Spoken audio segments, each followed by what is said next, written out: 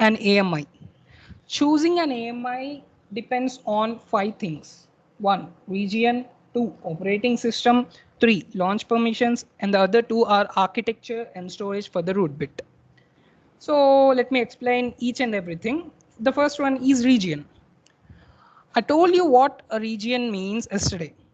So can anyone explain what region is? The place where we can access our server. Yeah, we place our data center, the place we have our data center. There are different regions.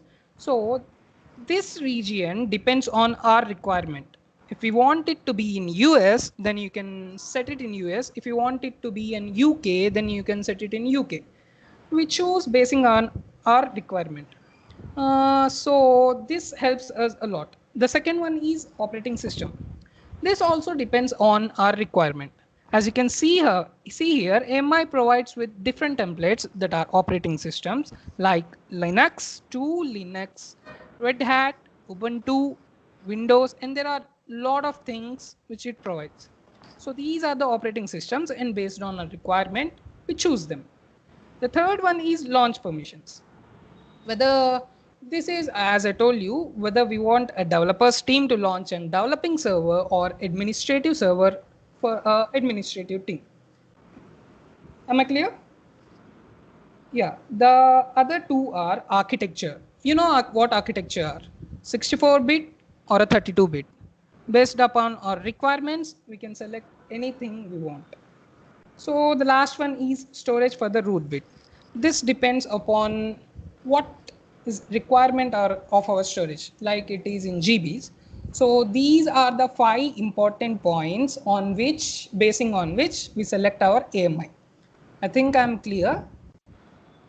Do you have any doubts? No, you can continue. Yeah. So coming to types of AMIs. And I told you AMI is Amazon Machine Image. These AMIs are of 2 different types. The first one is standard AMI. The second one is customized AMI. So let me explain what a standard AMI is. I told you the 5 basic points, and in this standard AMI, we can configure our requirements. Like AMI allows us to configure the region, operating system, launch permission, architecture, and storage bit. These are called as standard AMIs. And the second one is customized AMIs. These AMIs are automatically customized. As we can look here, we haven't configured any of these AMIs. These are customized AMIs. I hope I'm clear. So these are 2 types of AMIs, standard AMI and customized AMI. So everyone remembers, right? Let me ask you a question. Yeah, can anyone of you tell me what are the 5 basic things on choosing and that helps us to choose an AMI?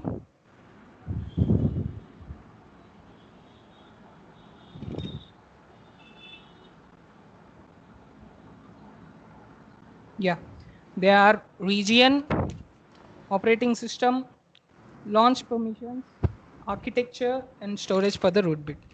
I repeat, regions, operating system, launch permissions, and architecture and storage for the root bit.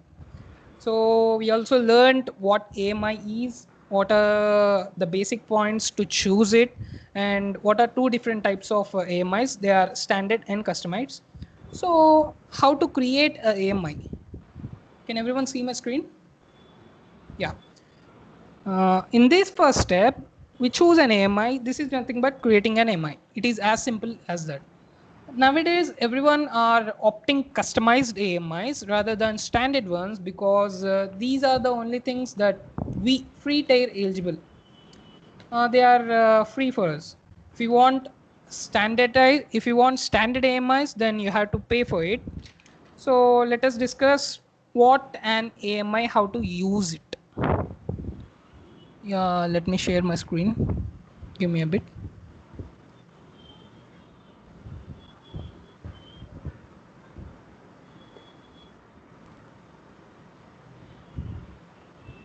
Yeah. Can everyone see my screen? Yeah. So, yep. First, we create an AMI in the first step of launching an instance. Then we connect it to root volume. Those are EBS, as I told you yesterday. Then we get it registered, and after completing our usage, we just deregister our AMI. So I hope this is cycle of AMI. And now, after creating this AMI, we can do three things with it. First one is we can set it private. The second one is we can share this AMI with a community of people. The third one is we can share it with public. Isn't this sound familiar to you? Can anyone say where we saw these type of models? Like sharing it with public, sharing with the community, or sharing it privately? Can anyone tell me?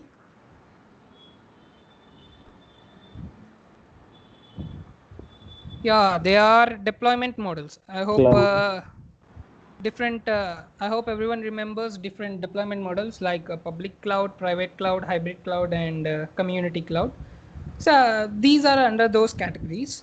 So after creating an AMI, we can either share it with public, that is making it public available to everyone. The second one is we can share it with a community or organization that we are working for, or we can make it private, just use it for ourselves. So the next one is we first create an AMI and attach it to instance by registering. We then deregister after completing usage. So this was all about AMI, Amazon Machine Images. If anyone has a doubt, they can ask me.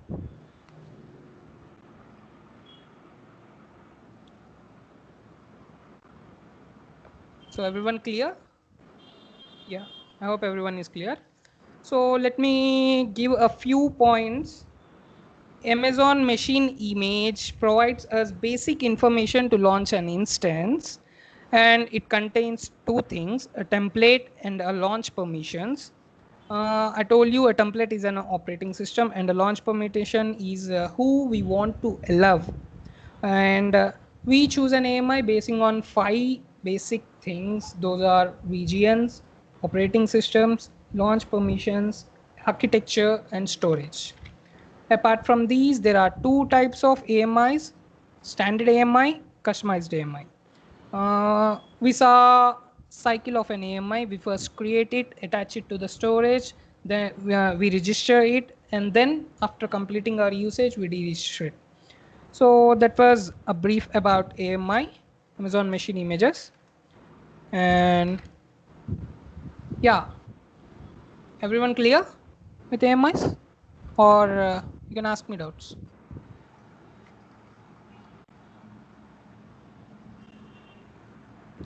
So yeah, I hope everyone are clear. Our second topic is elastic load balancing. What is elastic load balancing? How many of you remember? Let's just wait a minute.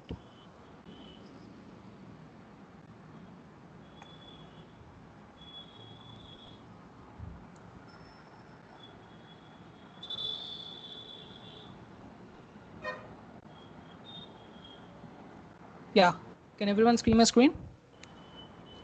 So how many of you remember what are load balances? I explained them yesterday. I hope everyone does. And these load balancers come under the topic elastic load balancing. So let me explain you what elastic load balancing is. The elastic load balancing automatically distributes incoming application traffic to multiple EC2 instances. That is, choosing an EMI, we create an instance. We saw it yesterday how to launch an instance. If there are two instances, then our website, everyone knows that our website receives different types of incoming traffic. If this traffic exceeds the load of our server, then we can't achieve target. So using elastic load balancing, we can distribute this incoming application traffic to different EC2 instance. Another important point from elastic load balancing is we can also distribute this incoming traffic to different instances present in different availability zones. Can anyone define availability zone? Yeah, availability It zones can are, carry, it can handle some load, varying load, various loads. yeah, availability zones are the areas where our instances are present. The collective of these availability zones is called a region. So that was about regions. And yeah, using elastic load balancing, we can distribute this incoming traffic to different EC2 instances. We can also distribute this incoming traffic to different instances present in different availability zones. So here you can see these zones. So let us assume that one of our instance is present in US East 1A. The second one is present in US East 1C. These two belongs to us. So we have a website and we are receiving 1,000 requests per second. Using elastic load balancers, what we do is to distribute these 1,000 requests respectively to their instances equally, or we can say customize it based on our configuration. So as these instances are present in different availability zones, we can also distribute this traffic to these instances present in different instances. So yeah, clear? That is elastic load balancing. So coming to elastic load balancers,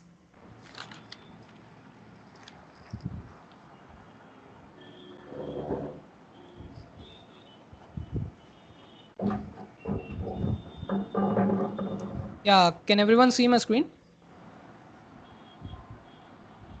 Hello? Yeah. These load balancers, I told you that load balancers are part of elastic load balancing. These load balancers are of three different types: application load balancer, network load balancer, classic load balancer. So everyone can see here, right? So what does these do? So first go to classic load balancer. So you can see here, this is user and this is our elastic load balancer. These are our instances present in different availability zones. So first, we suppose that we receive 1,000 requests. It first reaches to elastic load balancer, then they are distributed respectively to their instances.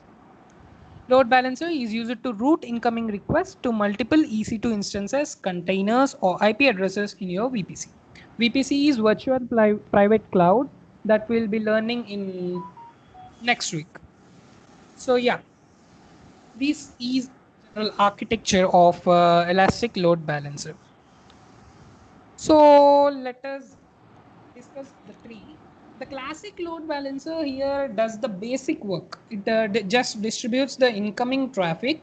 Like you can see here, we can call this scenario as a classic load balancer.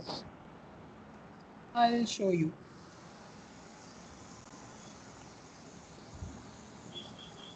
And how many of you know different layers of transport system, like application layer, transport layer, network layer?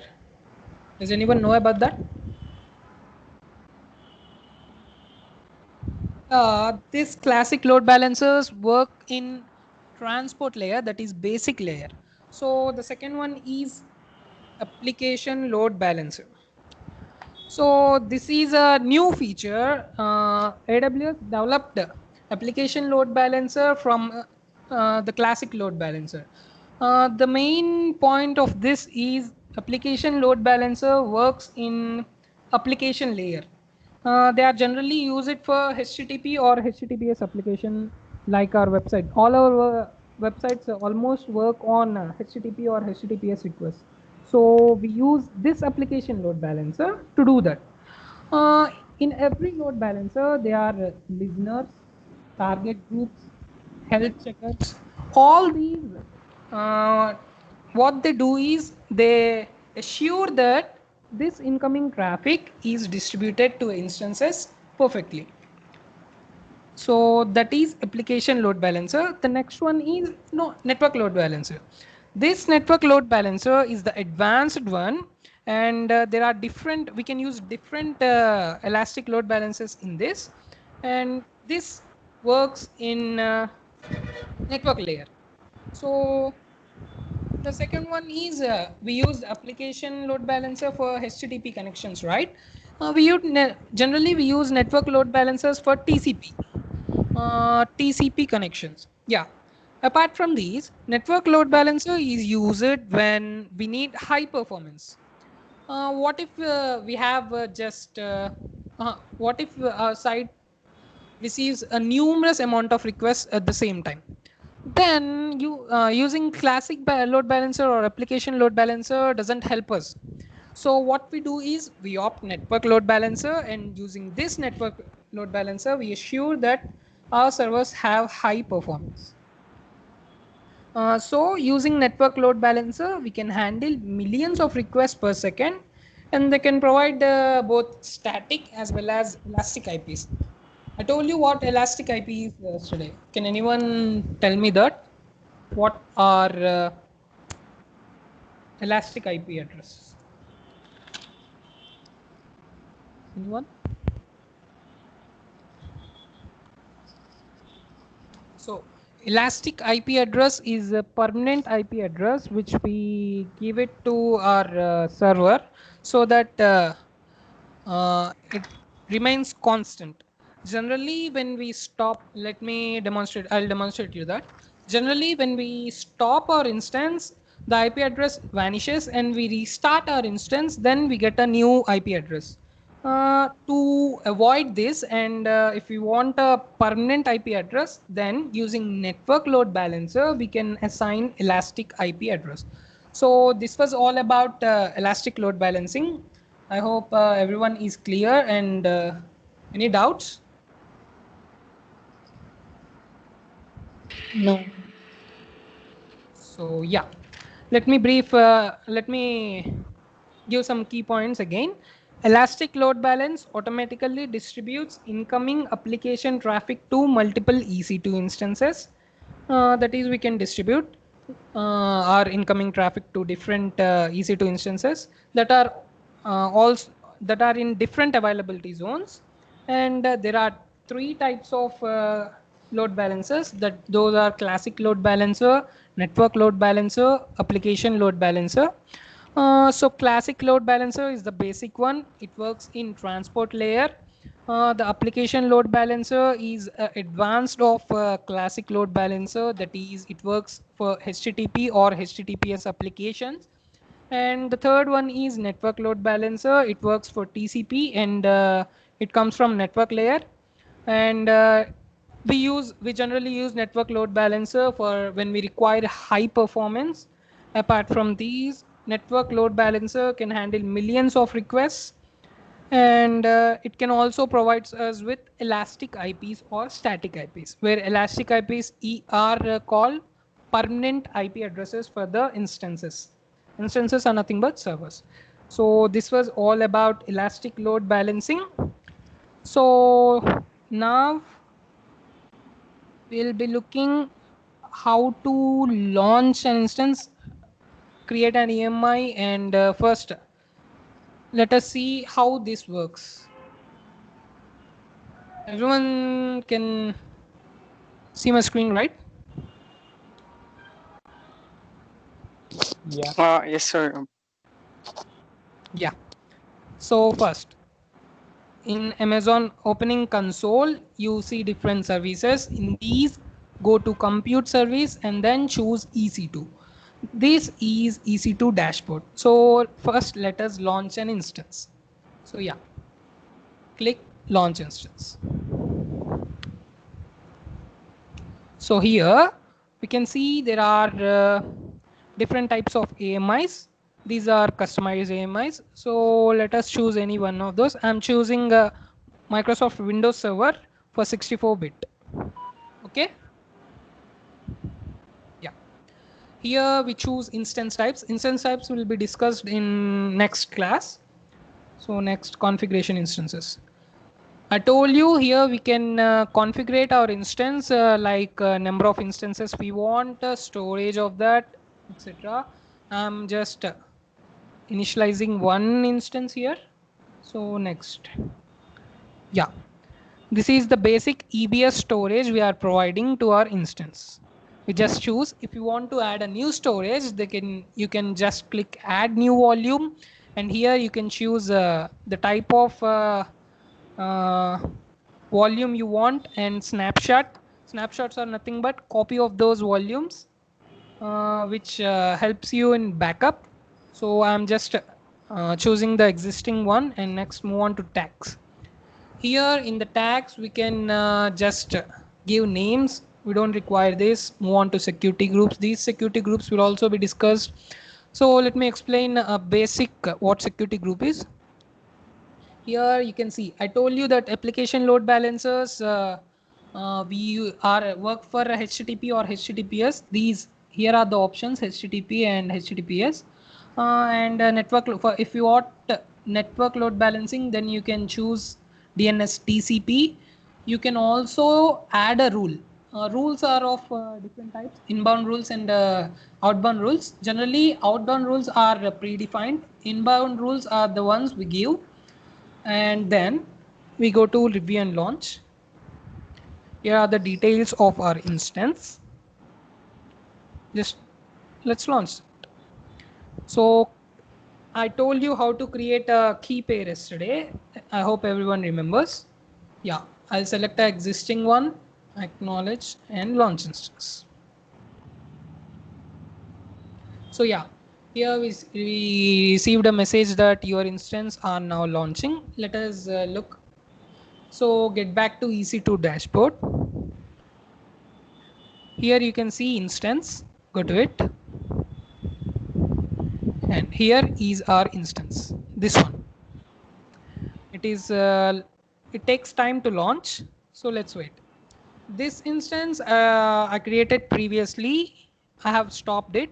I told you why to stop the instance, because if you don't stop an instance, your credits will be reduced. So make sure you stop instance. Yeah, let's wait till it starts. So meanwhile, if anyone have doubts, they can ask me. Yeah, now here you can see our instance is running. Let's wait for status checks. Yeah, anyone have doubts? Let us name our instance. You can also name. Just click edit option. I'm giving it as and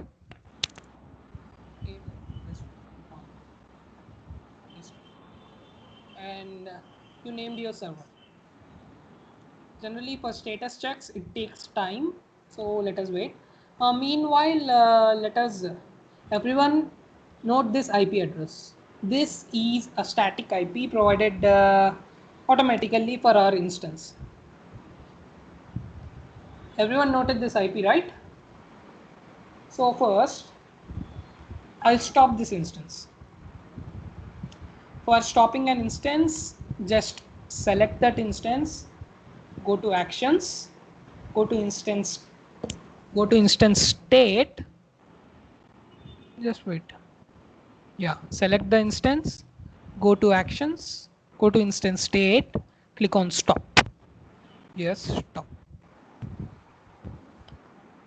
It's stopping.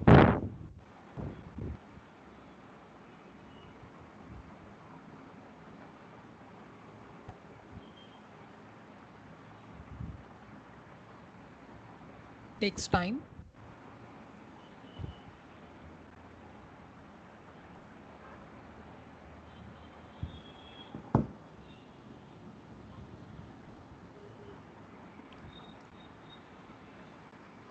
Yeah, got stop, and you can see there is no IP address for this stopped instance. So let us restart this instance.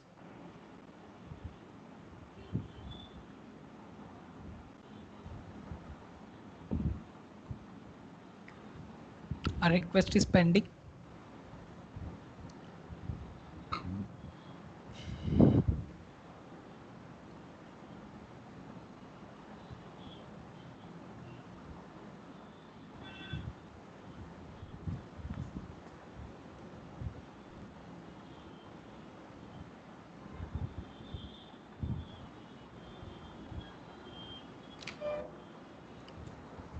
Yeah, you can see here IP address got changed. So instead of so what if we require a permanent IP address? Then we use elastic IP using network load balances. I hope everyone understood this. So let us stop this and now let us learn how to create elastic load balances for these instances. For creating them, first go to EC2. First, we need to launch instances, right? So let us first launch instances. It is the same process. Launch instance. Yeah. Select an AMI. This time I'm choosing a Linux AMI. Instance type. Let us make it two instances. Yeah, I'm directly launching it. These are the details. Launch. I chose a key pair. Can everyone see my screen?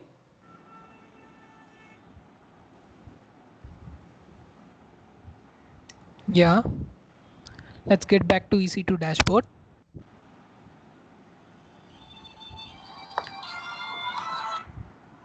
Instances.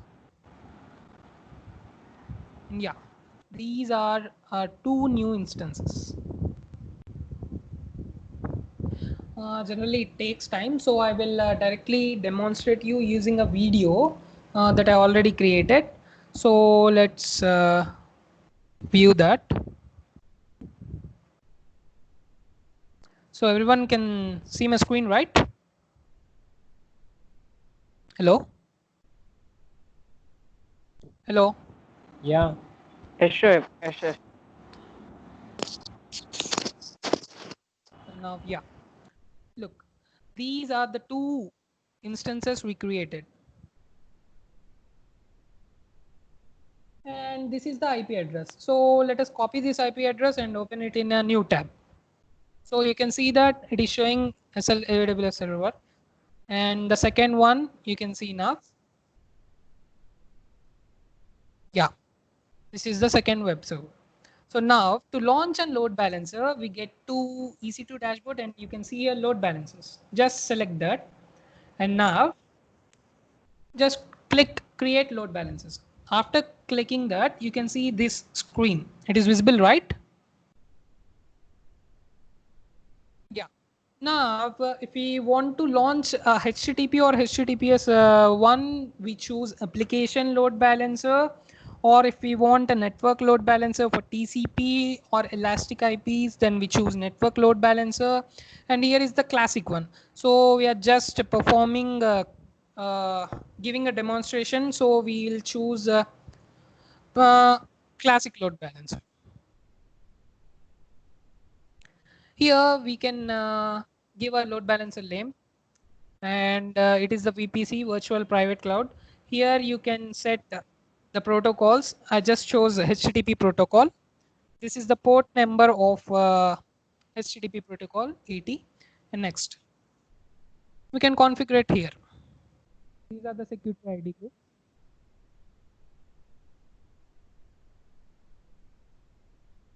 This health checks make sure that our instances are listening to that so that the incoming traffic distributes equally. So yeah, here we can configure health check. The next step is adding an instance. So we already created two instances, right? Now let's see.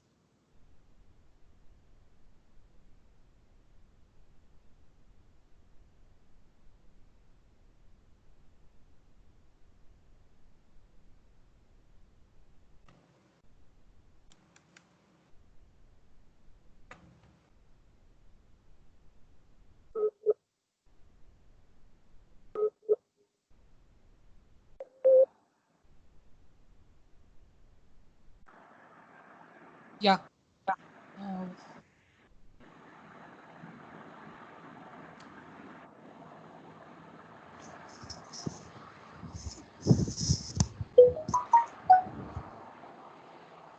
Uh, someone hasn't mute.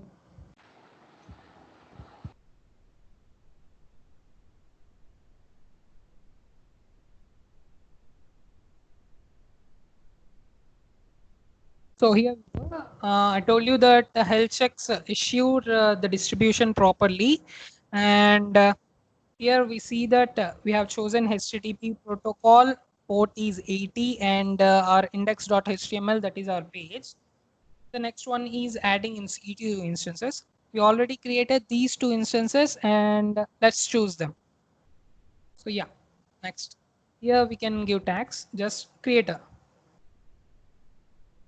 successfully. So let's view it.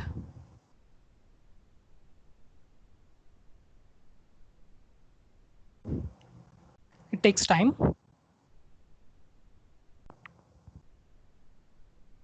Yeah, these are the two instances we created. We connected to the load balance. You can now monitor it. Let's wait for them to be active.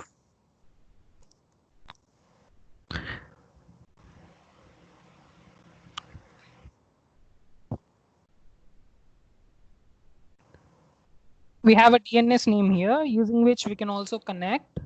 So let us connect to it in a new tab. So yes, for the first request, we can see that it is connected to web server 1. Let us refresh it. Yeah, now it connected to web server 2. So depends on request, and using this elastic load balancer, we can distribute our incoming traffic. So I hope everyone are clear. Don't forget to stop your instance, terminate or stop your instances. So yeah, that was all about elastic load balancer and AMIs. I hope everyone have created their console accounts.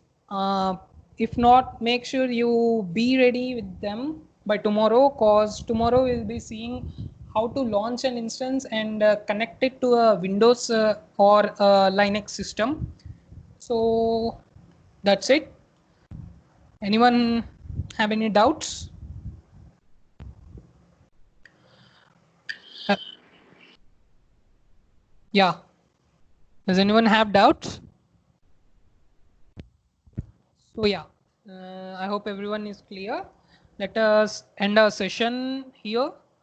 Yeah, this recording will be shared among you. Just refer it if you have any doubts, and you can message me if you have any doubts. So please be ready with your console accounts by tomorrow. And yeah, let's meet tomorrow. Thank you. Bye.